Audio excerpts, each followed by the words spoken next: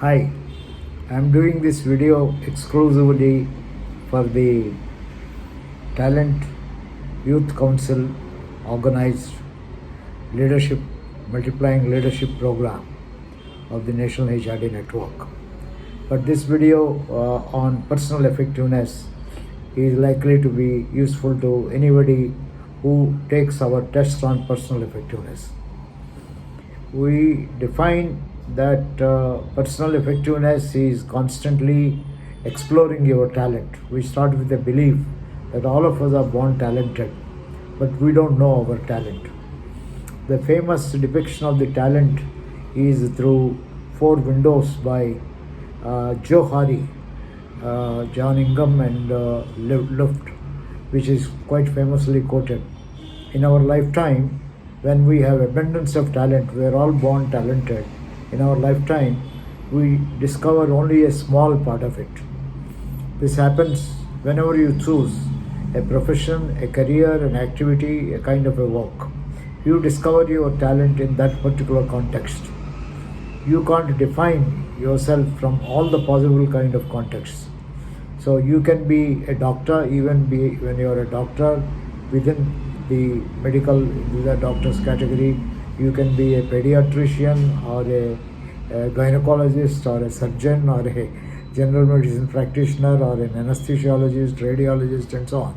The moment you choose any particular profession, you open the doors to discover your talent in that profession, in that career, in that setting, but you have unconsciously closed all the rest of the doors.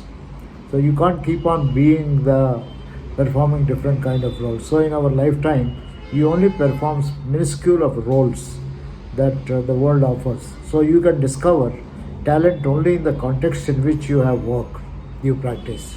That is why we say in the Johari window concept, there is a large part of our personality or talent which goes undiscovered in our lifetime. So we are all born with phenomenal amounts of capabilities, but we only have opportunity to explore some of them.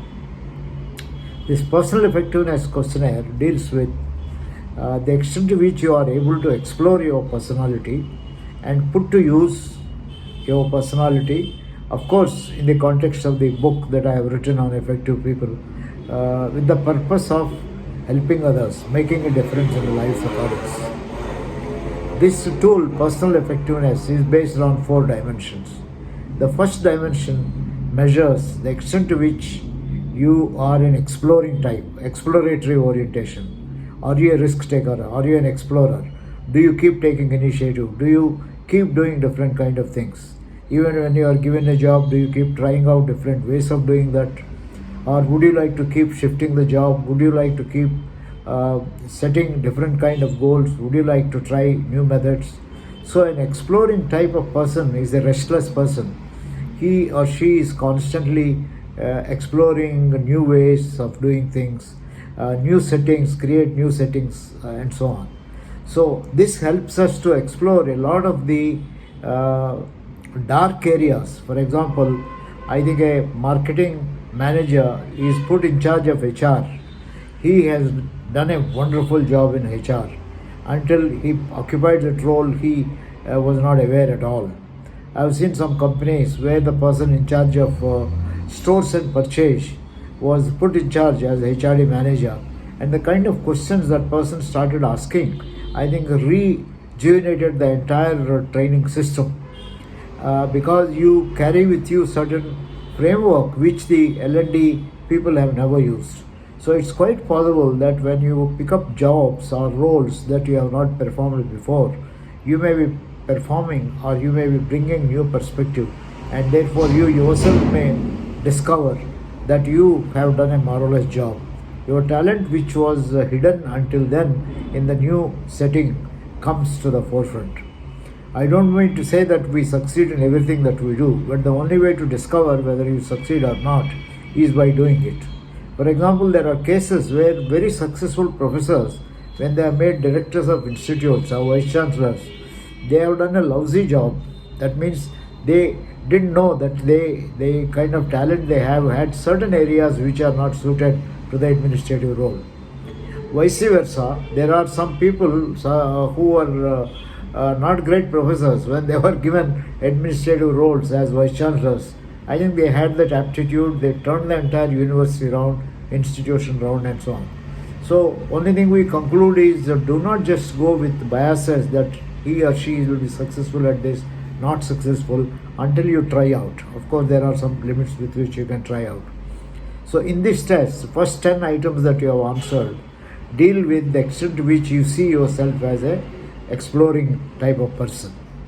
So, if your scores are above 30, it indicates that you are high on exploratory orientation. In behavioral sciences, you can always give plus or minus 15% weightage or even 20%. That means if a score is 28, it could have been 26 or it could have been 34. So that much of weightage you can give. I think you can always reflect about. But it's quite likely that if your score is 30, that in reality you are 20 or you are 40. So you will be more or less plus or minus another 3 or 4 points. That's the way most behavioral science instruments should be looked at. The second dimension you look at in this particular tool is the extent to which you are self-disclosing. We use the term self-disclosing, but self-disclosing really means how much communicative you are. Most people think actions speak louder than words.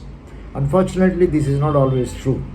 Sometimes you could be misinterpreted in terms of your actions because the perceiver may interpret your action from the perspective he or she has rather than your intentions. That is why it is important that quite often you share whenever you act, particularly if you are a decision maker, director, HR person, anybody. I think you should share the thought behind the action that you have taken.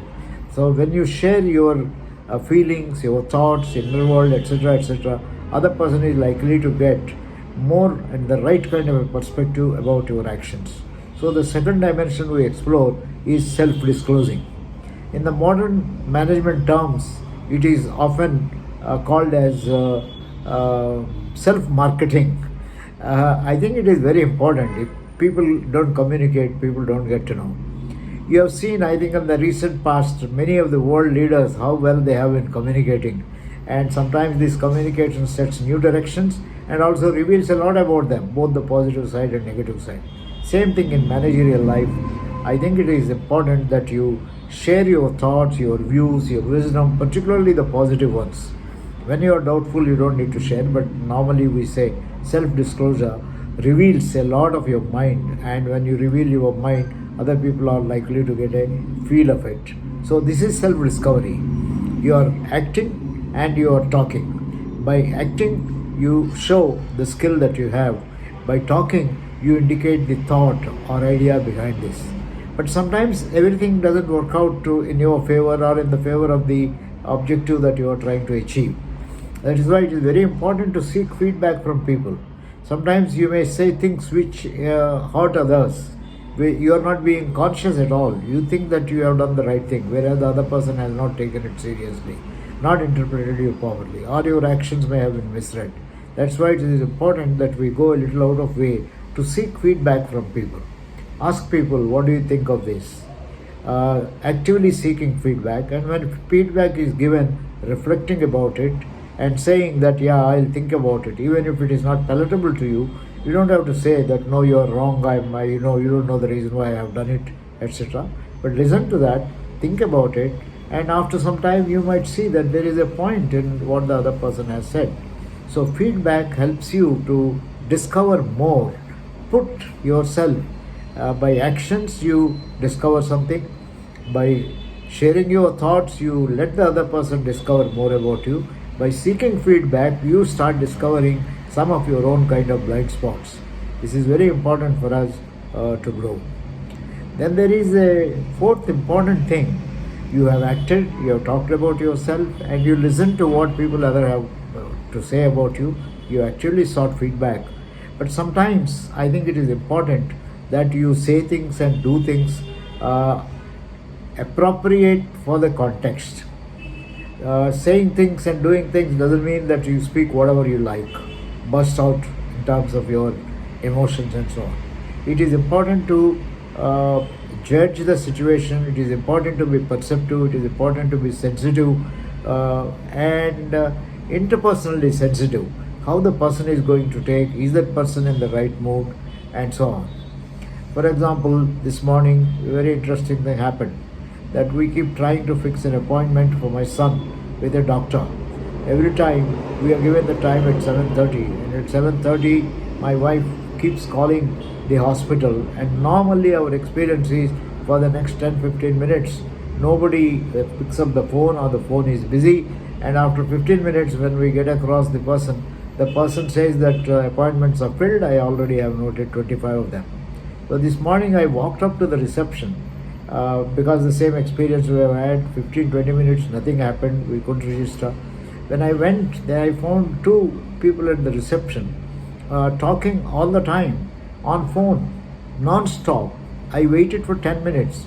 Here is a person waiting for you, you are on phone, and one phone call is over, then next phone is waiting and you are talking. I understand these chaps are very busy. I must say that I lost my cool, and I said that, look, I have been waiting for 10 minutes, and before that we tried for 20 minutes, and we made at least about 18 calls, and we are not able to come across you. And when I come here, you tell me you have already registered 25 people. In the last 10 minutes, I have seen hardly any one name being written by you. So how do we solve this problem? This is not today's experience. This is, I think, my tone must have made them more defensive, and they went on giving all kinds of excuses and saying that the doctor is, he gets angry on us, he doesn't want to take us to take anything more, and so on. I think it ended up more as an argument for another 10 minutes, resulted in nothing. I felt I should have been a lot more sensitive to them. Maybe I should have explained a little more coolly and told them, now this is the problem, how can we solve it, who are the people to solve it. So after I cooled down, I thought I made a mistake. I should have been a lot more sensitive, because after all these people are busy and so on. So this is very important, to be sensitive to the situation, sensitive to the feelings of others. In most of our transactions, I think everyone is right, but sometimes we lose our cool because we are impatient, we want things to be done and so on. So I am not saying therefore you have to be extraordinarily polite and perceptive and things of that kind. Sometimes I think it may be required and so on. But I think we need to be sensitive.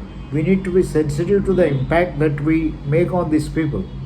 So sometime in the afternoon, I am going to go to that reception people and sit with them coolly and say how repeatedly in the last 6 months we have been facing this problem, and how can they help us to solve the problem. They may not have a solution. The solution may be somewhere else. But I think it is very important. So the fourth dimension of our tool measures your perceptiveness and interpersonal sensitivity, because it is only when we become a little more sensitive to other people, I think have some kind of an empathy and so on, we are likely to be effective. Friends, these four dimensions are very important. I think we should constantly to explore the dark part, unknown part of it, talk about our views and so on, to let others know the thought behind our actions, and receive feedback from people and behave in an interpersonally sensitive way.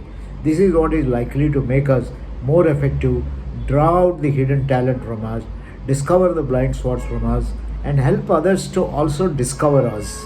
That is how the open part of in the Johari window of ourself is likely to expand. That gives more opportunity for others to act. Friends, this is what this particular tool is. You can have a look at your scores and see what is a high score, what is a low score. Normally scores around 20 or below we consider as low scores. Scores above 30 are high scores. You can decide what you want to do with these scores. Thank you very much for listening to this. I want to wish you all the best from TVRLS and from the Youth Talent Council.